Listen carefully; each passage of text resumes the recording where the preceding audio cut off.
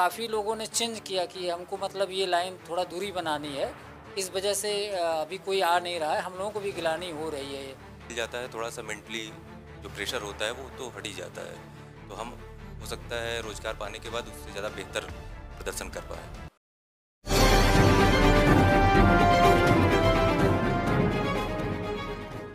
नमस्कार, मेरा नाम संतोष पांडे और आप देख रहे हैं पोल टॉक। मेरे पीछे जो गेट है ये माधोपट्टी गांव का है। ये वही गांव है जहां से लगातार आईएएस आईपीएस की बड़ी खेप निकला करती थी और हमने पिछले वीडियो में ये बताया था कि इस गांव में आईएएस आईपीएस हर घर में मिल जाएंगे। आज हमको आप बताने चल रहे हैं कि आखिर इस गाँव में ऐसा क्या हो गया है कि पिछले कई वर्षों से यूपीएससी का रिजल्ट आने के बाद इस गाँव से कोई खुशखबरी नहीं आती है। हम लोगों से बातचीत करेंगे और समझेंगे उनसे कि आखिर ऐसी क्या वजह है जो माधोपट्टी गाँव में अब वो बच्चे या नए बच्चे आईपीएस आईएएस की परीक्षाओं में या बैठते नहीं हैं या वो निकाल नहीं पा रहे हैं। आइए चलते हैं गांव में और बात करेंगे, लोगों से समझना चाहेंगे कि आखिर इसकी असल वजह क्या है।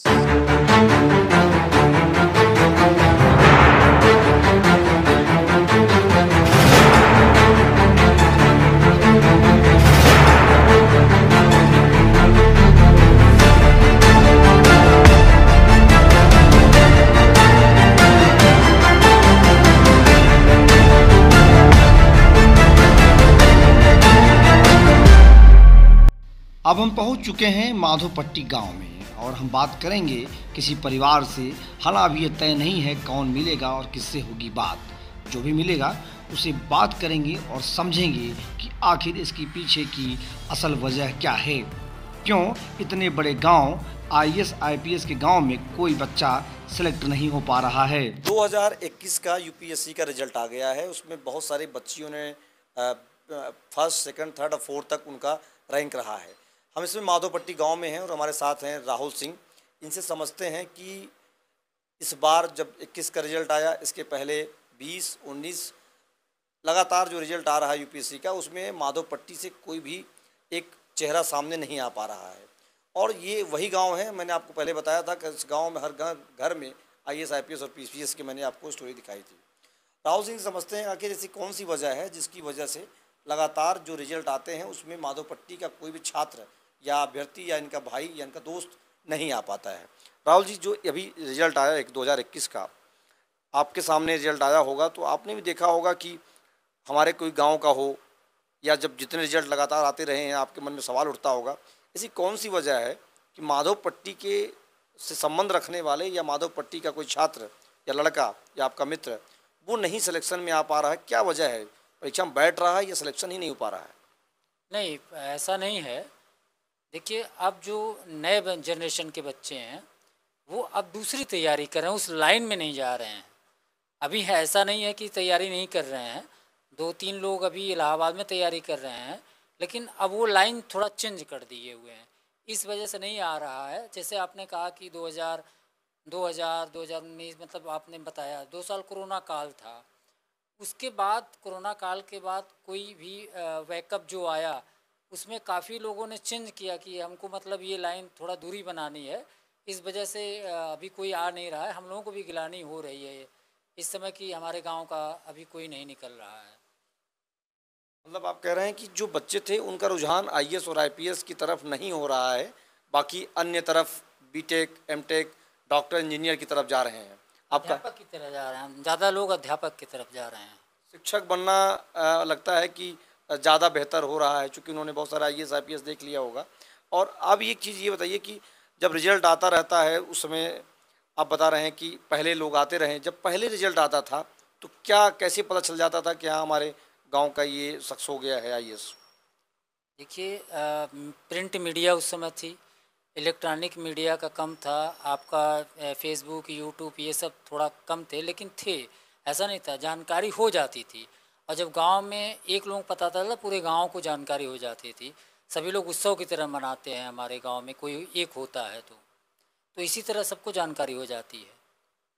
तो जब रिजल्ट आता रहा होगा तो उस समय बड़ा एक माहौल होता था। अब जब आता है रिजल्ट तो कैसे लगता है कि यार हमारे गांव का एक ये हो जाता, आप कह रहे हैं कि चलिए नहीं वो उन्होंने ट्रैक चेंज कर दिया है कि चलो अब उधर नहीं जाना है।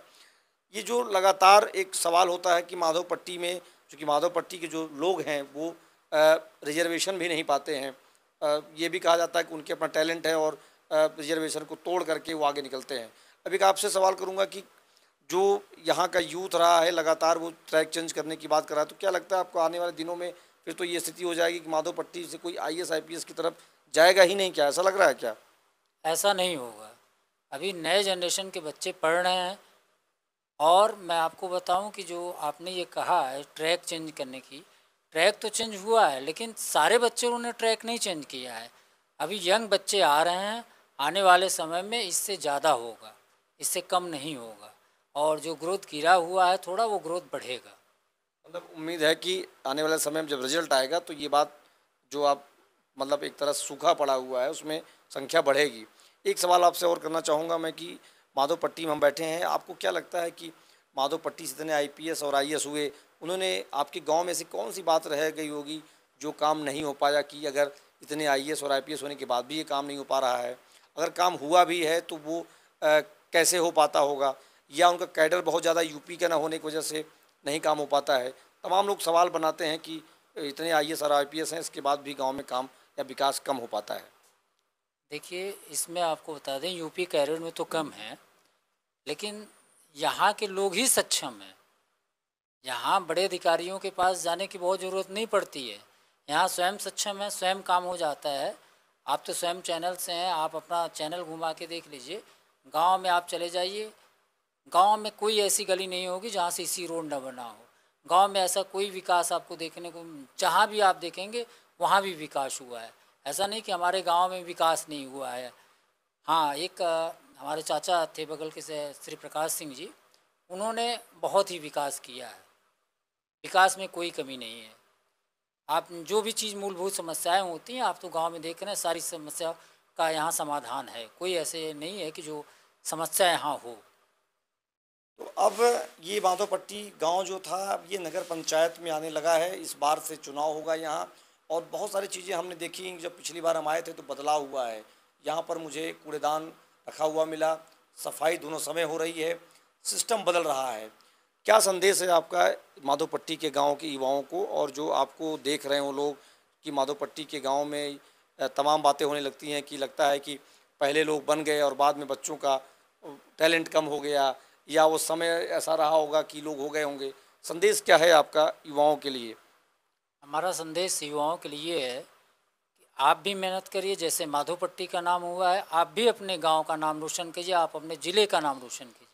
लेकिन जब आप पढ़ेंगे, मेहनत करेंगे, तभी आप आगे जाएंगे। और नहीं पढ़ेंगे तो आप आगे नहीं जा सकते हैं, न अपने गांव का नाम रोशन कर सकते हैं, न ज़िले का नाम रोशन कर सकते हैं। मेरे साथ हैं माधोपट्टी के अमित सिंह। इनसे समझते हैं कि इन्होंने भी तैयारी की होगी यूपीएससी की या नहीं, या किधर जाने का रुझान था।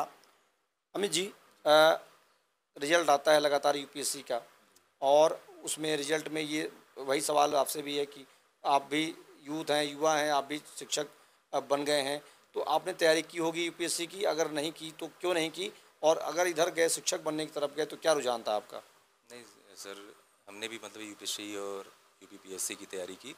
हाँ, सब, और लगभग प्री मेंस वगैरह दिया भी, लेकिन कुछ हो सकता है हमारे अंदर कमियां रही हों, लेकिन और फिर हमें आवश्यकता थी नौकरी की, तो हमने अपने फील्ड को थोड़ा सा बदला और अध्यापक आज पद पे हैं बेसिक विभाग में।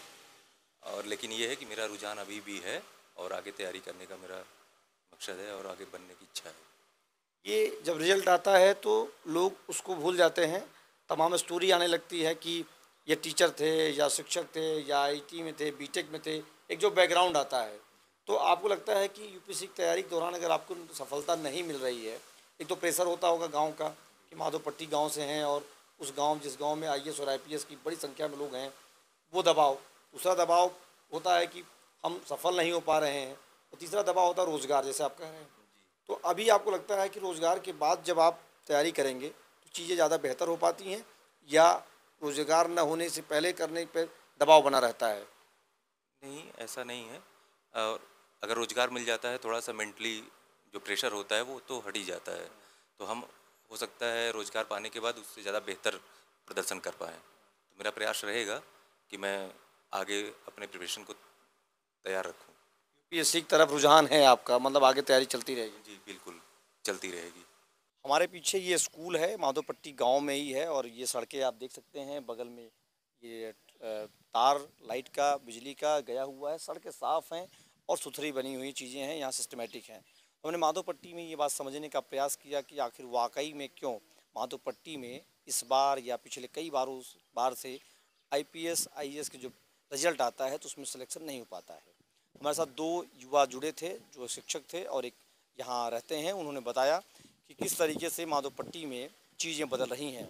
आप देख रहे हैं पोल टॉक। लगातार अपडेट पाने सब्सक्राइब करना नहीं भूलिएगा। धन्यवाद।